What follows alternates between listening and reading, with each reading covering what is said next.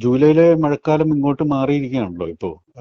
അത് അടുത്ത കുറച്ച് ദിവസത്തേക്ക് ഇന്നും നാളെയും അല്പം വർദ്ധിച്ച രീതിയിൽ മഴയുണ്ടാവും. പക്ഷെ 31 തീയതികളിൽ കണ്ട പോലുള്ള മഴയല്ല. കുറച്ചുകൂടി കുറഞ്ഞ മഴയായിരിക്കും നമുക്ക് കിട്ടുക. കേരളമെമ്പാടും മഴ ലഭിക്കുന്ന ഒരു സാഹചര്യമാണ് കാണുന്നത്. ഇപ്പൊ ഇന്ന് ഇടുക്കി, പത്തനംതിട്ട ജില്ലകളിലൊക്കെ മഴയുണ്ട്. മലപ്പുറം ഭാഗത്തിന്റെ നിലമ്പൂർ മേഖലകളൊക്കെ മഴയുണ്ട്. കോഴിക്കോടിന്റെ സബർബൻ ഏരിയ, അതായത് കോഴിക്കോടിന്റെ വടക്ക് ഭാഗത്ത് ഉച്ചകഴിഞ്ഞ് മഴയുണ്ട്. ആലപ്പുഴ ഭാഗത്ത് മഴയുണ്ട്, കോട്ടയം ഭാഗത്ത്. അപ്പൊ അങ്ങനെ ഓരോ സ്പെസിഫിക് പോക്കറ്റ്സിൽ ഐസൊലേറ്റഡ് ആയിട്ടുള്ള മഴയാണ് നമുക്ക് പ്രതീക്ഷിക്കേണ്ടത്. അപ്പൊ ഒരു വ്യാപകമായ ഒരു വലിയ മഴയ്ക്കുള്ള ഒരു താൽക്കാലം അതിനുള്ള സാധ്യതയില്ല. പിന്നെ വൈകുന്നേരം അല്പം മഴ കൂടും. കാരണം ഈ മേഘഭാഗങ്ങള് ഈ കാറ്റിന്റെ ഗതി അനുസരിച്ചിട്ട് മലഞ്ചെരുവുകളിലേക്ക് പോകുമ്പോൾ അവിടെ തുടർച്ചയായിട്ട് മഴ ഉണ്ടാവും. പക്ഷെ വലിയ മഴകളല്ല. അപ്പൊ അത്തരത്തിലുള്ള സിസ്റ്റത്തിന്റെ ഒരു ആഘാതം തൽക്കാലം കുറഞ്ഞിരിക്കുകയാണ്. പക്ഷെ ചെറിയ മഴകൾ പെയ്തുകൊണ്ടേയിരിക്കും എന്നുള്ളതാണ്, പ്രത്യേകിച്ച് മലഞ്ചെരുവുകളിൽ. രാത്രി കാലത്ത് ഇന്ന് രാത്രിയിൽ മഴയുണ്ട്. പക്ഷെ വലിയ ആഘാതമുണ്ടാകുന്ന രീതിയിലുള്ള ഒരു മഴയല്ല. മലഞ്ചെരുവുകളിൽ എറണാകുളത്തിന്റെ കിഴക്കൻ ഭാഗങ്ങൾ, ഇപ്പൊ നേര്യമംഗലം, കോതമംഗലം ഭാഗത്ത്, പിന്നെ ഇടുക്കിയുടെ ഭാഗത്ത് ഒക്കെ മഴയുണ്ട്. പിന്നെ ഒരു 10-ാം തീയതിയൊക്കെ ആകുമ്പോൾ വീണ്ടും ഒരു മാറ്റം കാണുന്നുണ്ട്. പക്ഷെ വലിയൊരു ആഘാതം തൽക്കാലം ഉണ്ടാകാൻ പോകുന്നില്ല. ഒരു 15-16 ആകുമ്പോഴാണ് വീണ്ടും ഒരു മാറ്റം കണ്ടു തുടങ്ങുന്നത്. ആ സമയത്ത് വീണ്ടും തൽക്കാലം ഒരു 11-ാം തീയതി ആകുമ്പോൾ വ്യാപകമായ മഴ നമുക്കുണ്ട്. 11-ാം തീയതി, 10-ാം തീയതി രാത്രി മുതൽ വ്യാപകമായ മഴ നമുക്ക് വീണ്ടും കിട്ടും. ഇപ്പോൾ ഇന്നലെയൊക്കെ കിട്ടിയ പോലുള്ള മഴ നമുക്ക് കിട്ടും. അപ്പോൾ ഈ 31 രാത്രി ഉണ്ടായ പോലുള്ള ഒരു ആഘാതം, അതിനുള്ളൊരു സാധ്യത തൽക്കാലം ഇല്ല. പക്ഷെ നമ്മൾ കരുതിയിരിക്കുക എന്നുള്ളതാണ്. കാരണം ഈ പസഫിക്കിലെ ചുഴലിക്കാറ്റുള്ളതുകൊണ്ട് അതിന്റെ ആഘാതം കൂടുതലായിട്ട് ഉണ്ടാകുന്നത് നമ്മുടെ മലഞ്ചെരുവുകളിലാണ്. അപ്പൊ അവിടെ തുടർച്ചയായിട്ട് മഴ പെയ്തിരിക്കുമ്പോൾ ഒരു 15 സെന്റിമീറ്റർ മഴ പെയ്താൽ പോലും, ആവറേജ് ഒരു 24 മണിക്കൂർ പെയ്താൽ പോലും അവിടെ ഈ ഉരുൾപൊട്ടലിനും മറ്റ് മണ്ണിടിച്ചിലിനും ഒക്കെ സാധ്യത ഉണ്ട് എന്നുള്ളതാണ്. അപ്പോൾ തുടർച്ചയായിട്ട് ഈ ആന്റിസിഡന്റ് റെയിൻഫോൾ എന്ന് പറയുന്നത് വളരെ പ്രധാനമാണ് ഉരുൾപൊട്ടലിനും മണ്ണിടിച്ചിലിനും ഒക്കെ. അപ്പൊ അത് തുടർച്ചയായിട്ട് ഉണ്ടാകുന്നത്. നമ്മളിപ്പോ ഒരു മഴ കാലഘട്ടത്തിലൂടെയാണ് കടന്നുപോയിക്കൊണ്ടിരിക്കുന്നത്. ഇപ്പോൾ ഇടവിട്ട് ചിലയിടങ്ങളിൽ ചില പോക്കറ്റ്സിൽ വളരെ ശക്തമായിട്ടുള്ള മഴ പെയ്യും, ചിലയിടങ്ങളിൽ മഴ കുറവായിരിക്കും എന്നുള്ളതാണ്. ഇപ്പൊ ഒരു 4-5 ദിവസത്തേക്ക് തൽക്കാലം വലിയൊരു ആഘാതത്തിന്റെ ഒരു സൂചന കാണുന്നില്ല. തീർച്ചയായും. പക്ഷേ സാർ, ഈ റെഡ് അലേർട്ട് ഒക്കെ പ്രഖ്യാപിച്ചിട്ടുള്ള സ്ഥലങ്ങളിൽ, അല്ലെങ്കിൽ യെല്ലോ, ഓറഞ്ച് അലേർട്ട് പ്രഖ്യാപിച്ച സ്ഥലങ്ങളിൽ ഈ പറയുന്നത് പോലെ ചിലപ്പോൾ വൈകുന്നേരങ്ങളിലും സമയം വിട്ടും വലിയ തോതിലുള്ള മാറ്റം കാണുന്നുണ്ട്. അത് പ്രകൃതിയിൽ വലിയ മാറ്റങ്ങൾ സംഭവിക്കുന്നതിന്റെ ഒരു പ്രതിഫലനമാണോ? വളരെ ശക്തമായിട്ടുള്ള മഴ പെയ്തിട്ടുണ്ടാകണം. അപ്പൊ അതുകൊണ്ടാണല്ലോ ഇത്രയും വെള്ളം ആലപ്പുഴയിലും പത്തനംതിട്ടയിലും കുട്ടനാട്ടിലും ഒക്കെ വന്ന് കയറാനായിട്ടുള്ള കാരണം. അപ്പൊ അതിങ്ങനെ നമ്മൾ കണ്ടുകൊണ്ടിരിക്കുകയാണ്. എല്ലായിടത്തും റെയിൻ ഗേജ് ഒന്നും ഇല്ല. നമ്മൾ റെയിൻ അളക്കുകയാണല്ലോ ചെയ്യുന്നത്.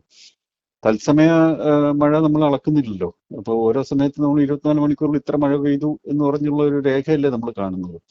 അപ്പൊ അതൊരു ശരാശരി മഴയാണ്. ഒരു പ്രദേശത്തെ ഒരു ശരാശരി മഴ വെച്ചിട്ട് നമുക്കുള്ള റെയിൻ ഗേജസ് വെച്ചിട്ടാണ് ഈ മഴ പറയുന്നത്. പക്ഷെ ഒരു നിശ്ചിത ഇടത്ത് ഇത്രയും മഴ പെയ്തു എന്ന് നമുക്ക് പറയാനുള്ള സംവിധാനങ്ങളില്ല. അതിന് കുറച്ചുകൂടി ആധുനികമായിട്ടുള്ള ടെക്നോളജി ഉപയോഗിച്ചുകൊണ്ട് അത് ചെയ്യേണ്ടത് വളരെ അത്യാവശ്യമാണ്. അതിനുള്ളൊരു സംവിധാനം തൽക്കാലം ഇല്ല. പിന്നെ ഒരു ഇന്റൻസിറ്റി സ്കെയില് ഞാനിപ്പോ കേരള ഗവൺമെന്റിന് സമർപ്പിച്ചിട്ടുണ്ട്. കാരണം ചീഫ് മിനിസ്റ്ററുടെ ഓഫീസിൽ കൊടുത്തിട്ടുണ്ട്. നമുക്കിപ്പോൾ കിട്ടുന്ന അലേർട്ട്സ് അപര്യാപ്തമാണ്. കാരണം ഇപ്പോൾ IMD പറയുന്നു red alert, orange alert, yellow alert എന്ന് പറയുന്നുണ്ട്. പക്ഷെ അതിന്റെ ഇമ്പാക്ട് വ്യത്യസ്തമാണ്. ഈ കോസ്റ്റൽ ഏരിയയിലും മിഡ്ലാൻഡിലും അതുപോലെ തന്നെ ഘാട്ട് ഏരിയയിലും ഈ അലേർട്ടുകൾ കൊണ്ടുണ്ടാകുന്ന ആഘാതം വളരെ കൂടുതലാണ്. അങ്ങനെയാണ് ഒരു Kerala rainfall impact intensity scale, Chris എന്ന് പറഞ്ഞൊരു ഇന്റൻസിറ്റി സ്കെയിൽ വളരെ പ്രയാസപ്പെട്ട് സ്വന്തമായിട്ട് ഡെവലപ്പ് ചെയ്ത് ചീഫ് മിനിസ്റ്ററിന് കൊടുത്തിരിക്കുന്നു.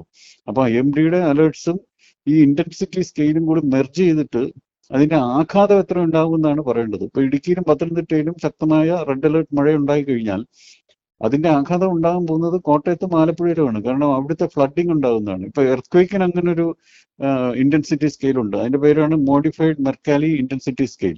എർത്ത്ക്വേക്കിന് 2 സ്കെയിലുണ്ട്. അതായത് ഒന്ന് റിക്ടർ മാഗ്നിറ്റ്യൂഡ്, അതായത് വ്യാപ്തം അളക്കുന്ന, 2 മോഡിഫൈഡ് മെർക്കാലി ഇന്റൻസിറ്റി സ്കെയിൽ. ഇപ്പൊ ഇത് രണ്ടും ഉപയോഗിച്ചിട്ടാണ് നമ്മൾ ഒരു എർത്ത്ക്വേക്കിന്റെ ആഘാതം എത്രയെന്ന് അളക്കുക. ഒരു ഉദാഹരണം പറഞ്ഞു കഴിഞ്ഞാൽ, ഒരു നഗരപ്രദേശത്ത് 5 മാഗ്നിറ്റ്യൂഡുള്ള എർത്ത്ക്വേക്ക് ഉണ്ടായി കഴിഞ്ഞാൽ വളരെ വലിയ ഇന്റൻസിറ്റി ആയിരിക്കും, ആഘാതമായിരിക്കും അവിടെ ഉണ്ടാകാൻ പോകുന്നത്. പക്ഷെ അതൊരു തീരദേശത്ത് അല്ലെന്നുണ്ടെങ്കിൽ ഒരു വെളിമ്പ്രദേശത്ത് ഉണ്ടായി കഴിഞ്ഞാൽ അത്രയും ആഘാതം അവിടെ ഉണ്ടാകാൻ പോകുന്നില്ല. കാരണം അവിടെ ഇൻഫ്രാസ്ട്രക്ചർ കുറവാണ്.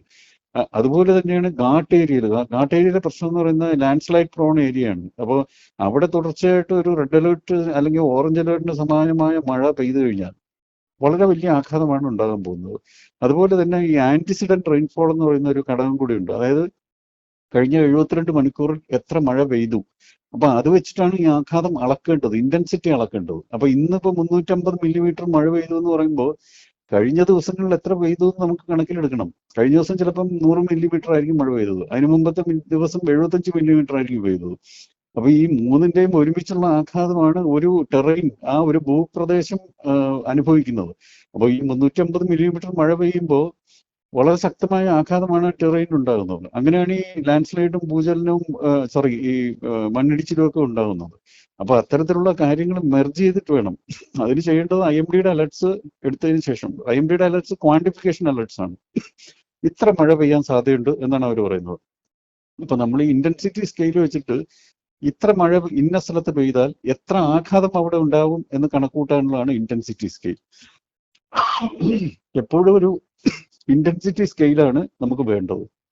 ആ ഇന്റൻസിറ്റി സ്കെയിൽ വെച്ചിട്ട് വേണം പ്രിപ്പറേഷൻസ് നടത്താനായിട്ട്. അപ്പൊ അതിനിപ്പോ ഈ ലാൻഡ് സ്ലൈഡ് സസെപ്റ്റബിൾ ഏരിയ, ഉരുൾപൊട്ടലുണ്ടാകാൻ സാധ്യതയുള്ള മേഖലകൾ അത് ഐഡന്റിഫൈ ചെയ്തിട്ട് അതും വെച്ചുകൊണ്ട് നമ്മുടെ AI സാങ്കേതിക വിദ്യ ഉപയോഗിച്ചുകൊണ്ട് കൃത്യമായിട്ട് നമുക്ക് പറയാൻ പറ്റും ആന്റിസിഡന്റ് റെയിൻഫോൾ കഴിഞ്ഞ 72 മണിക്കൂറായിട്ട് ഇത്ര, അല്ലെങ്കിൽ 36 മണിക്കൂറായിട്ട് ഇത്ര, ഇവിടെ ഇപ്പൊ പെയ്ത മഴ ഇത്ര, ഇപ്പൊ പെയ്യാൻ സാധ്യതയുള്ള മഴ ഇത്ര എന്ന് പറഞ്ഞ് കാൽക്കുലേറ്റ് ചെയ്ത് കഴിഞ്ഞാൽ നമുക്ക് അവിടുത്തെ ആഘാതം മുൻകൂട്ടി മനസ്സിലാക്കി ആളുകളെ ഒഴിപ്പിക്കാനായിട്ട് സാധിക്കും. പക്ഷെ ഒറ്റ കാര്യമുള്ളൂ, അവിടുത്തെ ഇൻഫ്രാസ്ട്രക്ചറിനുണ്ടാകുന്ന നാശം നമുക്ക് ഒഴിവാക്കാൻ പറ്റത്തില്ല. അവിടുത്തെ കെട്ടിടങ്ങളും ലാൻഡും ചെടികളും ഒക്കെ വൃക്ഷങ്ങളും ഒക്കെ അത് ആ ടെറൈനെ തന്നെ ബാധിക്കും, ആ പനഞ്ചെരുവിനെ തന്നെ അത് ബാധിക്കും. അത് മാറ്റാൻ പറ്റത്തില്ല. പക്ഷെ ജീവഹാനി പരമാവധി നമുക്ക് ഒഴിവാക്കാനായിട്ട് സാധിക്കും. ആളുകളെ സുരക്ഷിത സ്ഥാനങ്ങളിലേക്ക് മാറ്റി പാർപ്പിക്കാനുമാകും. അപ്പോൾ ഈ ഇന്റൻസിറ്റി സ്കെയിൽ വളരെ പ്രധാനമാണ്. ഇത് 2018 ഇതിനു വേണ്ടിയുള്ള ഇനീഷ്യൽ പ്രപ്പോസൽ വെച്ചാണ്. അത് IMDക്കാണ് വെച്ചത്. ശരിക്കും നമുക്കൊരു സ്റ്റേറ്റ് ബേസ്ഡ് ആയിട്ടുള്ള ഇന്റൻസിറ്റി സ്കെയിലാണ് വേണ്ടത്. IMDക്ക് ചെയ്യുന്ന പറഞ്ഞാൽ ജനറൽ ആയിട്ടുള്ള ഒരു ഓൾ ഇന്ത്യ ബേസ് ചെയ്തിട്ടുള്ള ഒരു സ്ട്രക്ചർ വെച്ചിട്ടാണ് ഒരു അലേർട്ട്സ് കൊടുക്കുന്നത്. അപ്പൊ അത് നമ്മൾ കണക്കിലെടുത്തതിന് ശേഷം ഇന്റൻസിറ്റി സ്കെയിൽ നമ്മുടെ ഇവിടുത്തെ ഡിസാസ്റ്റർ മാനേജ്മെന്റ് അതോറിറ്റി മെർജ് ചെയ്തിട്ട് ഒരു അലേർട്ടാണ് കൊടുക്കുന്നത്. അതായത് ഓറഞ്ച് അലേർട്ട് കൊടുക്കുമ്പോൾ ഇടുക്കിക്ക് റെഡ് അലേർട്ട് ആണ് കൊടുക്കേണ്ടത്. റെഡ് അലേർട്ട് ഇന്റൻസിറ്റി സ്കെയിലിൽ റെഡ് അലേർട്ട് കൊടുക്കണം. അപ്പൊ അതിനുവേണ്ടി ക്രിസ് 1 to 5 എന്ന് പറയുന്ന സ്കെയിലിൽ ഒരെണ്ണം ഡെവലപ്പ് ചെയ്തിട്ടുണ്ട്. അത് മോഡിഫിക്കേഷൻസ് വരുത്താം. അത് സൗജന്യമായിട്ട് അവർക്ക് ഇതാണ്. എനിക്കൊരു പേപ്പറായിട്ട് പബ്ലിഷ് ചെയ്യണമെന്ന് താല്പര്യമൊന്നുമില്ല. കാരണം ഇത് ഞാനും കൂടി ജീവിക്കുന്ന ഒരു സമൂഹം ആയതുകൊണ്ട് എല്ലാവർക്കും പ്രയോജനപ്പെടട്ടെ എന്ന് പറഞ്ഞിട്ടാണ് നേരിട്ട് അത് ചീഫ് മിനിസ്റ്ററിന് അധികം കാലവിളംബം ഇല്ലാതെ അതിനെ കൊടുത്തിട്ടുള്ളത്. അദ്ദേഹം അത് കാണുകയും അതിനുവേണ്ടിയുള്ള നടപടികൾ എടുക്കുകയും ചെയ്യും എന്നുള്ളതാണ് എൻ്റെ വിശ്വാസം. തീർച്ചയായും സർ, ഒരു കാര്യം കൂടെ. ഇപ്പോൾ നമുക്കറിയാം മഴയുമായി ബന്ധപ്പെട്ട് തന്നെ ഇപ്പോൾ കേട്ടുപരിചയമില്ലാത്ത ഓരോ ന്യൂനമർദ്ദത്തിന്റെ പേരുകളൊക്കെ ആണെങ്കിലും ജനങ്ങൾക്കിടയിൽ ചെറിയ തരത്തിൽ അല്ലെങ്കിൽ വലിയ തരത്തിൽ തന്നെ ആശങ്ക സൃഷ്ടിക്കുന്നുണ്ട്. പ്രത്യേകിച്ച് ഡോൾഫിൻ ചുഴലിക്കാറ്റ് എന്നുള്ള പേരൊക്കെ മലയാളികളെ സംബന്ധിച്ചിടത്തോളം അതൊരു പുതുമയാണ്. ഒപ്പം ഈ ന്യൂനമർദ്ദങ്ങൾ മാറി മാറി വരുന്നുണ്ട്. അവയെ എങ്ങനെയാണ് കാണേണ്ടത്? നമുക്ക് പസഫിക്കിലെ അവസ്ഥകൾ ഇന്ത്യയിലെ കാലാവസ്ഥയെ വളരെയധികം ബാധിക്കുന്നുണ്ട്. നമുക്കറിയാമല്ലോ, ഇപ്പൊ എൽനിനോ ഉണ്ടായി കഴിഞ്ഞാൽ നമുക്ക് ഇവിടെ മഴ കുറയും എന്നുള്ളത് നമുക്കറിയാം. എൽനിനോ ഉണ്ടാകുന്ന എവിടെയാണ്? നമ്മുടെ പെറുവിന്റെ തീരത്താണ്, ഭൂഗോളത്തിന്റെ അങ്ങേ ഭാഗത്താണ്. പക്ഷെ പെറുവിന്റെ ഭാഗത്ത് ചൂട് കൂടുമ്പോൾ ഇന്തോനേഷ്യയുടെ ഭാഗത്ത് ചൂട് കുറയുകയാണ് ചെയ്യുന്നത്. അതാണ് നമ്മളെ ബാധിക്കുന്നത്. ഇന്തോനേഷ്യയുടെ പടിഞ്ഞാറൻ പസഫിക്കിന്റെ ഭാഗത്തുണ്ടാകുന്ന പ്രശ്നം നമ്മളെ ബാധിക്കുന്നു. അതുപോലെ തന്നെ വടക്ക് പടിഞ്ഞാറൻ പസഫിക്കിന്റെ ഭാഗത്താണ് ഈ ചുഴലിക്കാറ്റുകൾ ഉണ്ടാകുന്നത്. ഇപ്പൊ ചൈനയിലേക്ക് കയറാൻ പോവുകയാണ്. ഇപ്പൊ ഡോൾഫിൻ ചൈനയിലേക്ക് കയറി. അതോടൊപ്പം തന്നെ വേറെ 4 ഇവന്റ്സ് കൂടി അവിടെ ഉണ്ടാകുന്നു. വേറെ 4 വലിയ ന്യൂനമർദ്ദങ്ങൾ കൂടി ആ ഭാഗത്ത് ഡെവലപ്പ് ചെയ്ത് വരുന്നുണ്ട്. അതിലൊരെണ്ണം തീവ്രമാകുമെന്നുള്ളതാണ് കണ്ടുവരുന്നത്. അപ്പൊ അത് തീവ്രമായി കഴിഞ്ഞാലുള്ള പ്രശ്നം എന്ന് പറയുന്നത്, കാലാവസ്ഥ എന്ന് പറയുന്നത് ഇന്തോനേഷ്യ പസഫിക് അങ്ങനെയൊന്നും പറഞ്ഞിട്ടില്ല. കാരണം വായു എന്ന് പറയുന്ന ഒരു കണക്റ്റഡ് സിസ്റ്റമാണ്. ഭൂഗോളം മൊത്തം കണക്ട് ചെയ്തിരിക്കുന്ന ഒരു സിസ്റ്റമാണ് അന്തരീക്ഷം എന്ന് പറയുന്നത്. അപ്പൊ ഇതിന്റെ ഈ വലിവ്, അതായത് അവിടെ ന്യൂനമർദ്ദമാകുമ്പോൾ മറ്റിടങ്ങളിൽ മർദ്ദം കൂടുതലുള്ള ഇടങ്ങളിൽ നിന്നും അങ്ങോട്ടേക്ക് പ്രവാഹം ഉണ്ടാവും. ആ പ്രവാഹം അറബിക്കടലിൽ നിന്നും ഉണ്ടാവും. അങ്ങനെയുള്ള ഒരു പ്രവാഹം കാറ്റിന്റെ വേഗത വർദ്ധിപ്പിക്കും, ഗതി വർദ്ധിപ്പിക്കും. അത് മേഘഭാഗങ്ങളെ നേരെ മലഞ്ചെരുവിലേക്കാണ് കൊണ്ടുപോവുക. ഇതിന് കഴിഞ്ഞ ഒരു 8-10 വർഷമായിട്ടുള്ള നിരീക്ഷണങ്ങൾ കണ്ടുവന്നിട്ടുള്ളത് സൗത്ത് ചൈന കടലില് പസഫിക്കിന്റെ വടക്കു പടിഞ്ഞാറൻ ഭാഗത്ത്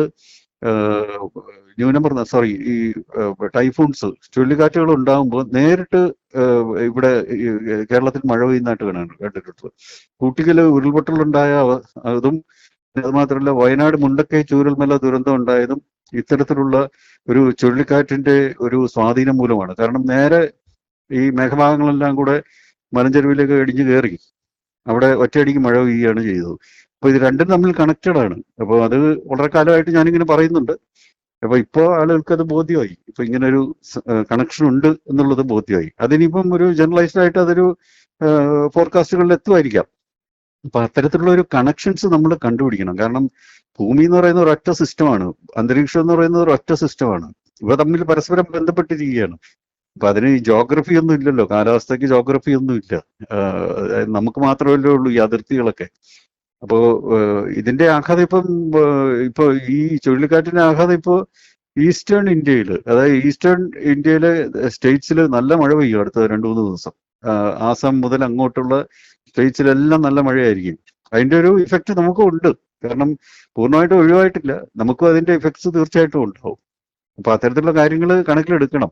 അത് ഏറ്റവും പുതിയ വാർത്തകളും വിശേഷങ്ങളും വിരൽത്തുമ്പിലറിയാൻ സീ മലയാളം ന്യൂസ് എല്ലാ ഡിജിറ്റൽ പ്ലാറ്റ്ഫോമുകളിലും ലഭ്യം.